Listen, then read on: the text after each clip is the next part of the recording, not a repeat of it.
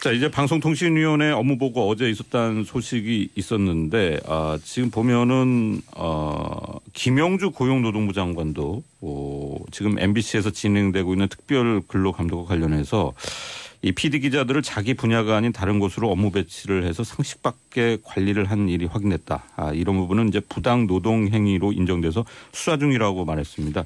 이 말이 의미가 있는 것이 이게 이제 사법적 법적 책임을 묻게 되면은 현 경영진에 대한 이제 문제가 또 본격적으로 제기가 될 텐데요. 어떻게 봐야 될까요?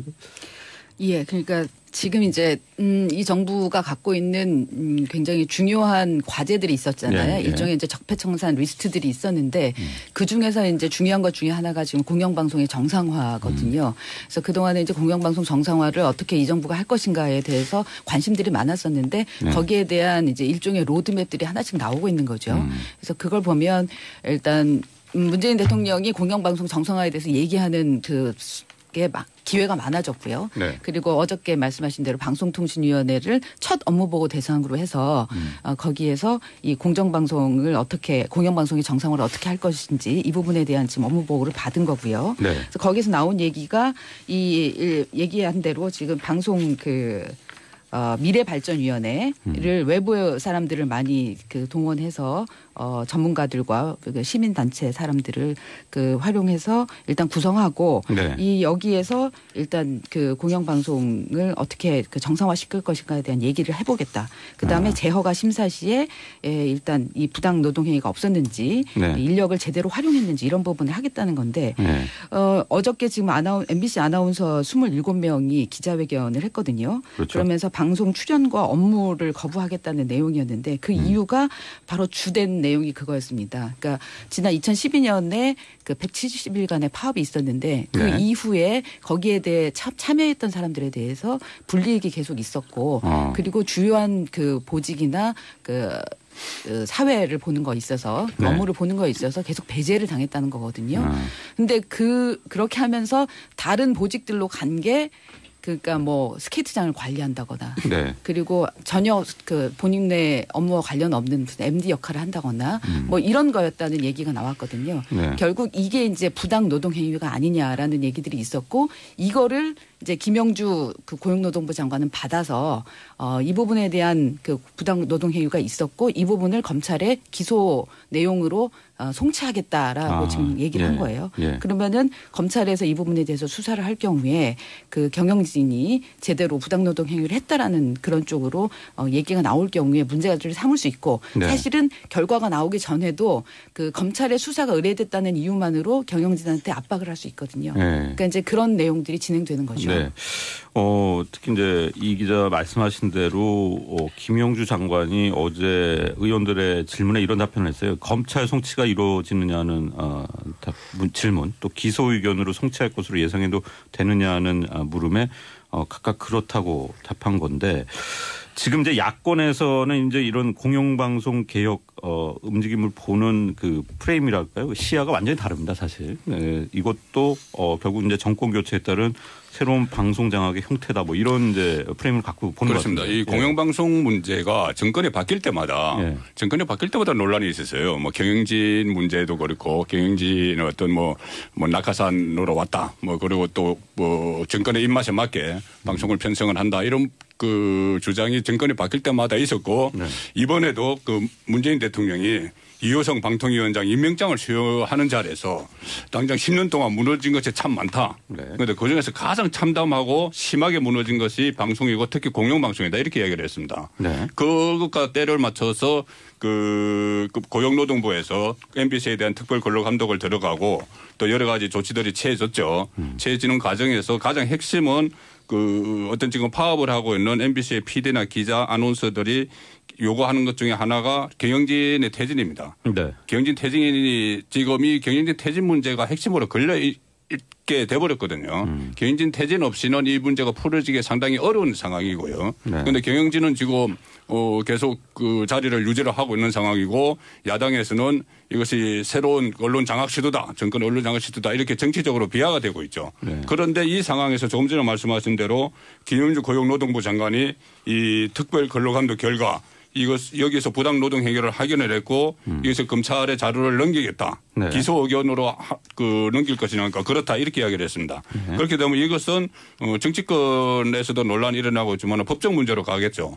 법적 문제로 가게 되면 결국 경영진에 대한 어떤 압박을 넘어서 네. 직접적인 수사까지 들어갈 수 있는 가령 예를 들어서 뭐 고용주 박문진 이사장 같은 경우는 녹취록 같은 게 있거든요. 네. 녹취록이 공개가 됐죠. 네. 뭐 MBC 사장을 면접하면서 노조원들을 주요 업무에서 배제해야 되는 거 아니냐. 뭐 이런 식으로 이야기한 것. 뭐 이런 부분들이 또 검찰의 수사 대상이 될 수가 있는 것이죠. 네. 일단 지금 MBC 같은 경우에는 이제 내부에서 직원들의 일종의 이제 과거 이제 지난 9년 동안 회사 내부에서 이루어진 이제 부당 인사에 대한 폭로가 계속 이어지고 있기 때문에 또 이제 본격적인 이제 파업 분위기로 지금 진행이 되는 그런 상황 같습니다. 사실 이제 공영방송 개혁을 한다고 해도 방향이 어떻게 될 것이냐에 대해서도 굉장히 좀 논란의 여지가 많은 부분인데 일단은 지배 구조라든지 뭐 이사 구성 이제 비율 같은 거를 좀 구체적으로 바꾸자 이런 안들이 지금 논의가 되고 있는 거 아니겠습니까? 김태현 변호사 나오셨네요. 제가 나오니까 놀라시네요. 예. 약간 숭고르게 하시고요. 제가 오히려 말씀드릴게요. 숭고르게 하셔야 될 것 같아서. 지금 국회에 지금 방송관계법 개정안이 지금 제출돼 있거든요. 지난해 그렇죠. 7월에 발의가 돼 있는데, 그러니까 이른바 뭐 언론 장악 방지법이라고 지금 하고 있거든요. 근데 거기 보면 말씀하신 대로 공영방송 이사들을 구성하는 데 있어서 그 동안에는 이제 여당의 몫이 훨씬 많았는데 네. 여당과 야당의 비율을 7대6 정도로 하자라는 내용. 그다음에 사장을 선출할 때 재직이사의 3분의 2 이상이 찬성해야지 사장이 나오고. 또 사업자와 노동자 동수인 편성위원회를 구성해서 이제 방송의 공정성을 확보를 하자는 거. 그다음에 이제 이게 중요한 건데요. 이 법이 통과될 경우에 공영방송의 사장하고 이사를 다시 구성한다. 그런 내용이 있습니다. 그러니까 지금 제일 논란이 되는 게 이제 현재 있는 공영방송의 사장과 이사진이 그러니까 기존 정권 내에서 임명을 했고 그리고 너무 정치적 편향성이 강해서 지금 그래서 소속원들이 자유롭게 보도하고 제작해서 보여줄 수 있는 부분들을 제한하고 있고 그런 데 대해서 반대했던 사람들을 다 다른 곳으로 배치했다. 이게 이제 핵심 문제잖아요. 그래서 지금 경영진 이사진을 바꿔야 되는 거 아닌가. 이 요구가 가장 강한데 지금 바꿀 수 있는 방법이 사실 없거든요. 지금 상황에서는 임기가 있기 때문에. 근데 이제 이 부분에 대해서 어떻게 하면 바꿀 수 있는가라는 게 사실 아까 얘기한 대로 법적으로 문제가 될 경우 그다음번에 이런 식으로 법이 개정이 돼서 사장 이사를 재구성하는 경우 이제 이런 것들 방안들이 지금 나오고 있는 거죠. 그래서 지금 현재 여권에서는 이 방송관계법 개정안을 통과시키면 사실은 문제가 해결된다라고 얘기를 하고 있는데 야당에서는 특히 자한당에서는 이 부분에 대해서는 강력하게 반대를 하고 있고 그래서 상임위에 지금 계류가 되고 있는 상황입니다. 근데 묘한 것이 지금까지는 이제 뭐 방송사 사장이나 경영진을 임명할 때 앞서 이제 설명해 주신 대로 지금 이사진 구성이 여당이 좀 6대3, 7대4로 이제 더 많은 구도였기 때문에 야권에서 추천된 이사들이 전원 반대를 해도 사실 뭐 막을 수가 없는 그런 상황이었는데 만약에 7대6으로 구성한다 그러면은 이제 일방적인 선임이 좀 어렵게 되고 사실 지금 또 야권의 입장에서 보면은 누구를 또 임명하든 또 이제 반대할 수밖에 없는 입장이 되는 거 아니에요? 근데 이제 구성 자체를 죄송합니다. 문재인 대통령이 그런 얘기를 하는 거 아니에요. 이제 공영방송에서 정상화를 얘기를 하는데 그 이제 정상화의 방향이 이제 어떻게 되느냐는 문제 아니겠어요? 그러니까 뭐 모든 것이 마찬가지입니다. 공영방송 사장도 그렇고 어제 저희 얘기 나누던 대법원장도 그렇고 이제 앞으로 대법관도 줄줄이 나올 건데 어쨌든 지난 9년간 좀 보수화돼 있던 건 맞죠. 공영방송도 그렇고 대법관도 그렇고. 그걸 이제 문재인 대통령과 집권 세력 입장에서는 정상화하겠다고 합니다. 근데 그 정상화의 방향이 뭐냐는 겁니다. 그러니까 오른쪽으로 기울어진 걸 이거 너무 오른쪽으로 기울어졌으니 이거는 가운데로 오는 것이 맞아.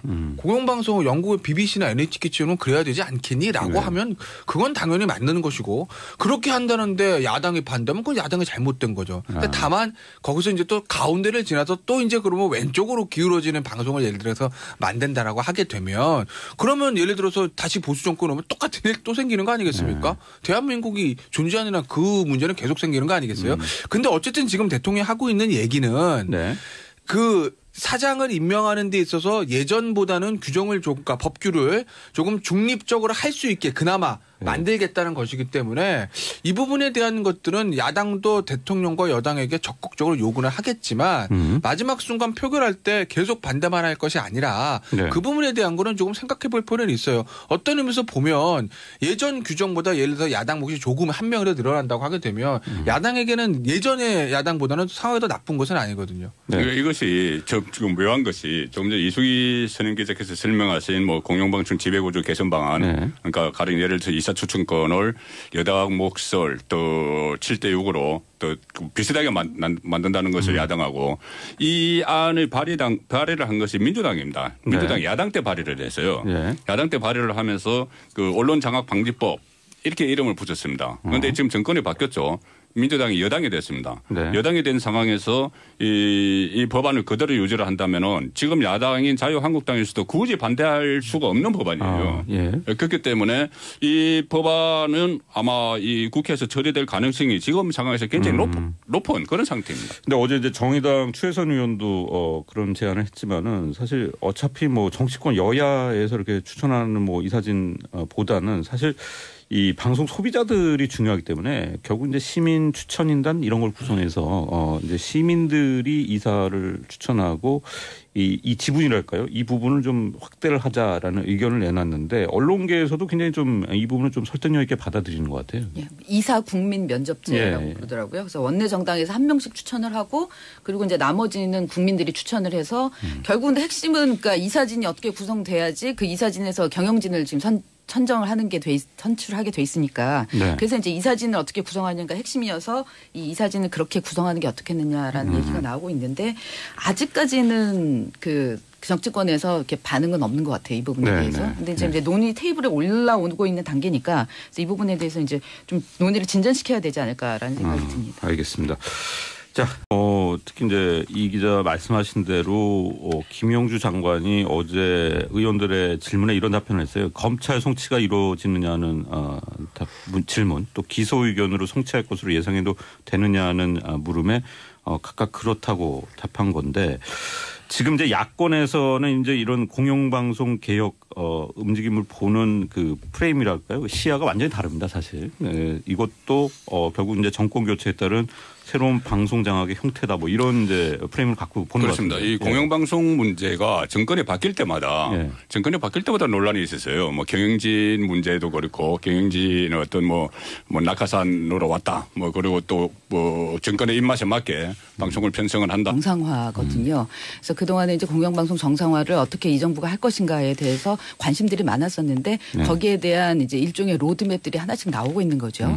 그래서 그걸 보면 일단 문재인 대통령이 공영방송 정상화에 대해서 얘기하는 그게 기회가 많아졌고요. 네. 그리고 어저께 말씀하신 대로 방송통신위원회를 첫 업무보고 대상으로 해서 거기에서 이 공영방송이 정상화를 어떻게 할 것인지 이 부분에 대한 지금 업무보고를 받은 거고요. 네. 그래서 거기서 나온 얘기가 얘기한 대로 지금 방송 미래발전위원회를 외부 사람들을 많이 동원해서 전문가들과 시민단체 사람들을 활용해서 일단 구성하고 이 여기에서 일단 공영방송을 어떻게 정상화시킬 것인가에 대한 얘기를 해보겠다. 그다음에 재허가 심사 시에 일단 이 부당 노동행위가 없었는지 인력을 제대로 활용했는지 이런 부분을 하겠다는 건데 어저께 지금 MBC 아나운서 27명이 기자회견을 했거든요. 그렇죠. 그러면서 방송 출연과 업무를 거부하겠다는 내용이었는데 그 이유가 바로 주된 내용이 그거였습니다. 그러니까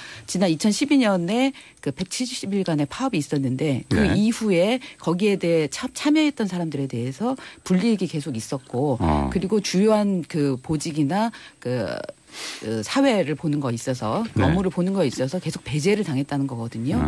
근데 그렇게 하면서 다른 보직들로 자, 이제 방송통신위원회 업무보고 어제 있었다는 소식이 있었는데 지금 보면은 김영주 고용노동부 장관도 지금 MBC에서 진행되고 있는 특별 근로감독과 관련해서 이 PD 기자들을 자기 분야가 아닌 다른 곳으로 업무 배치를 해서 상식밖에 관리를 한 일이 확인됐다. 이런 부분은 이제 부당 노동 행위로 인정돼서 수사 중이라고 말했습니다.